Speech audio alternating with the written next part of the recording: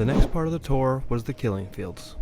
It's thought that between 1.5 and 2 million people had been executed at various killing fields throughout the country.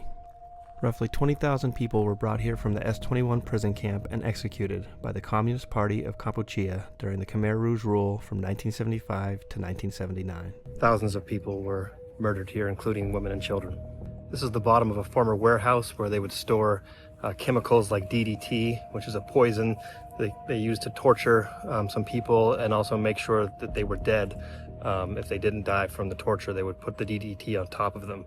They would spread it over the corpses to prevent the stench, the rotting smell from the locals in the area so they could hide what they were doing. Sometimes they would use the rough, sharp edge of a sugar palm tree to slit prisoners' throats, and at night they would play revolution music loud enough to cover the sounds of their screams so that the locals in the area wouldn't know what was happening.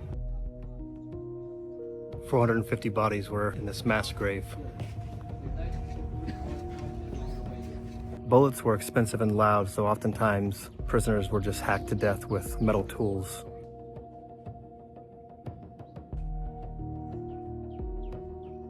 Some of the bodies were left in the water here, and the local government has decided to leave it as their final resting place. The corpses inside this grave all had their heads removed. Most of them were from the Khmer Rouge army. They were considered defectors or just people that Pol Pot didn't trust. He had them killed and buried here. This gravesite behind me is one of the worst. Women were stripped naked, often raped, and then their babies and children were killed in front of them.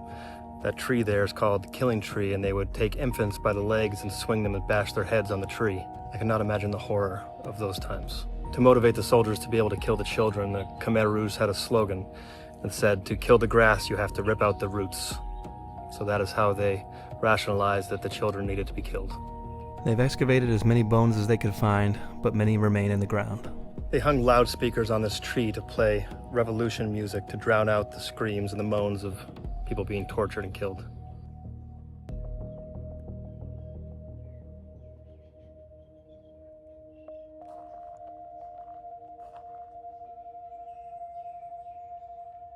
Inside, there are over 9,000 skulls of the prisoners who perished here.